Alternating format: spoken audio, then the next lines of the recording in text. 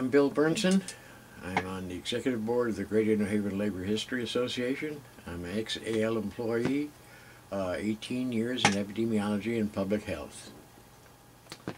When I first started organizing at Yale, I did it because of my family. I had a young child, wife and young child, and the usual things that you need.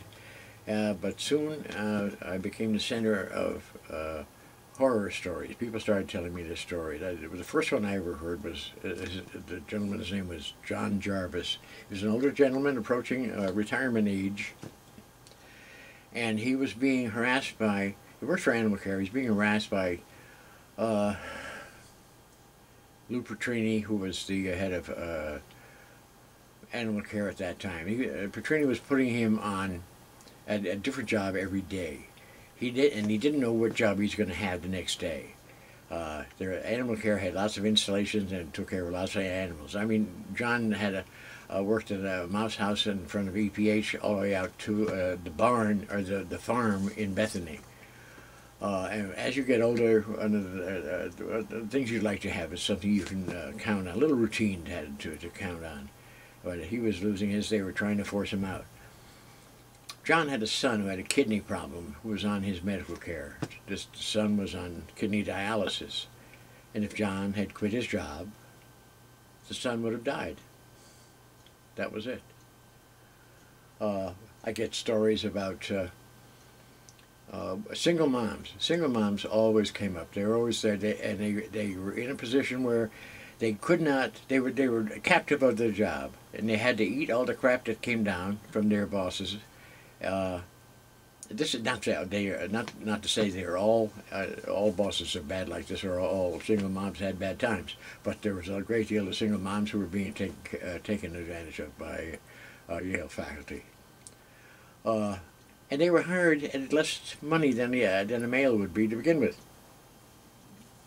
This story comes out of EPH. We had an outbreak of Lassa fever in the building. Lassa fever is uniformly fatal.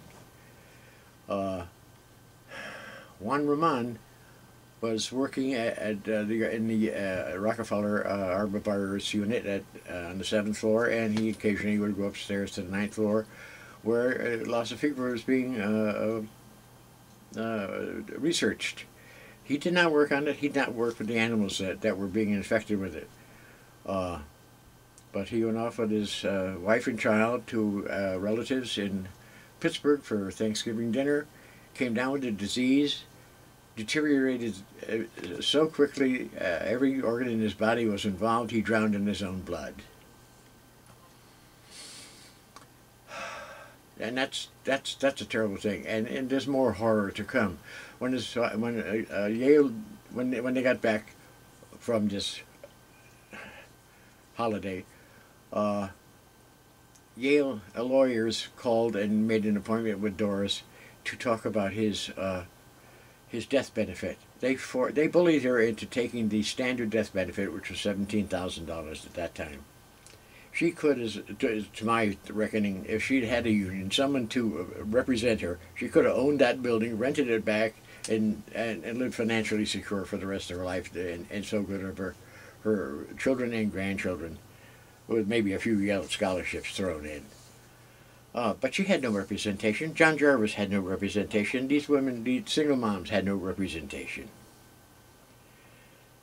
Anyways, I started organizing with Local 217 hotel and restaurant workers. I walked into their office quite by accident. It was the first open door. I met Bob McCarthy, who was a business agent, asked him why he wasn't organizing at Yale, and he said that if I came back at 5 o'clock, I could talk to Mr. Cirabella and maybe get an answer from him. So I said, okay, I'll be back. And on my way back to my work at DPH, I stopped at the elevator, and Jose Alfaro was waiting for the elevator too, and I figured, well, let me do some research. So I said, Jose, what do you think about unions? And he said, we need something around here. I kind of liked that, so I figured that was a very positive thing. So I went back and saw Mr. Cirabella in the evening, and he said, if you bring me a showing of interest, he said, how many people there? I said, about 100. He said, give me a showing of interest. And I said, what was that? He said, 20%. We'll underwrite a campaign. So I said, okay. I went back to work with a pad of applications, and in about a month, about the first of the year, 1966, I came back with 20%. He said, okay. He sent a letter saying that there's an organizing drive going on. We trust there will be no retaliation for people exercising their legal rights. He got he got assurances back that there would be none. And we proceeded, and I came back in about 2 months with 50%. And at which time he wrote a letter asking for recognition. Yale said, we will not, accede to having one unit be a union, but you're welcome to try to organize the rest of the university. And so, since we didn't have really an organization anywhere else out of EPH, but we did have Local 34. Local 35. And there was people from Local 35 in virtually every Yale building. So my feeling was, this is a great organizing committee. That would just give them some information, some flyers and some information, and and turn them loose. But they really didn't want to do it, and I came to realize after I got really involved, just a great educational experience for me, let me tell you, that there was a great deal of snobbery about unions in the white collar group. They'd rather these are the genteel poor. I don't know what that means really, but oh, I don't want to know anyway. So that, there was one flyer, and it didn't really work. And so we took, the next year, 1967, we tried the Association of Clericals and Technicians.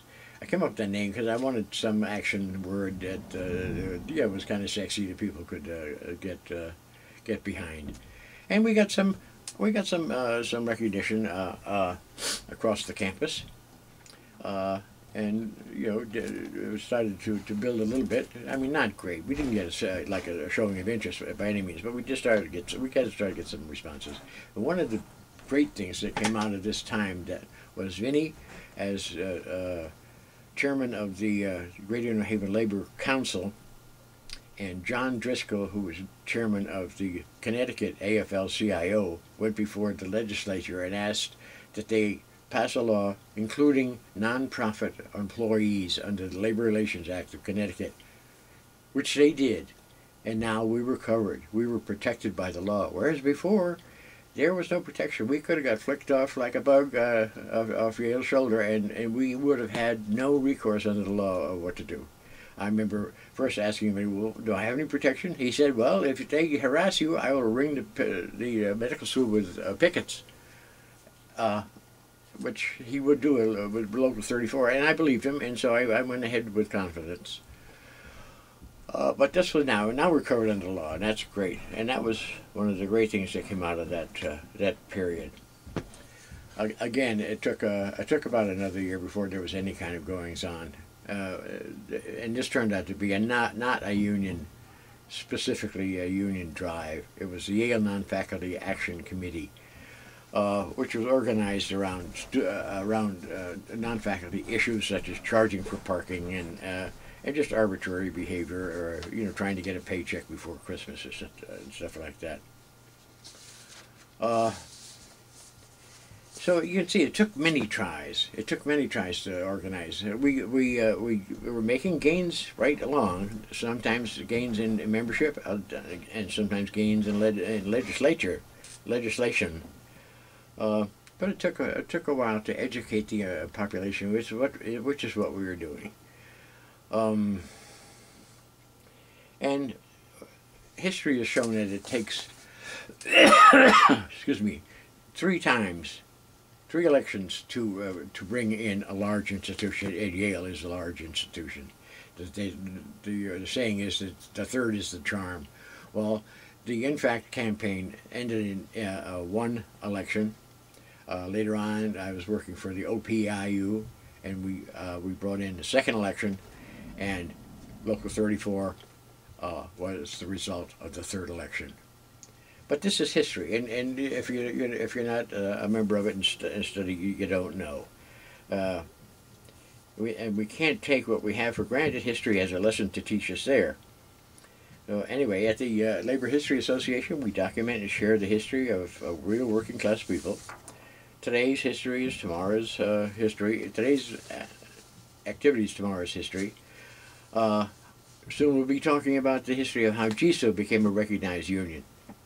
We're the only labor history organization in the state, and as such, we are a repository for really interesting stuff. And we publish oral histories of individuals through our History Among Us program. Flyers are available here. So if you have stories to tell, see Christine afterwards. I'm going to tell you that I'm going to have an oral history taken, and I would like, along with, of course, with our people at the Labor History Organization, I would like some people from 34 and 35 to come and ask questions also, because I have a feeling that you've got questions that I'm not answering, and I know I have hours. I have at least an hour and a half of stories to tell. So I'm going to take advantage of this, and we'd like to see you too. We have an inventory program for organizations. Joan Kavanaugh, our archivist director, will has done myriad inventories of union records, and we'd be glad to do yours at Yale if so. I think you should get in touch with her. I think it's very important that you put your stuff in order, put your house in order for you to do your own history and know where to go in your archives, where to find out information you need. We do tours.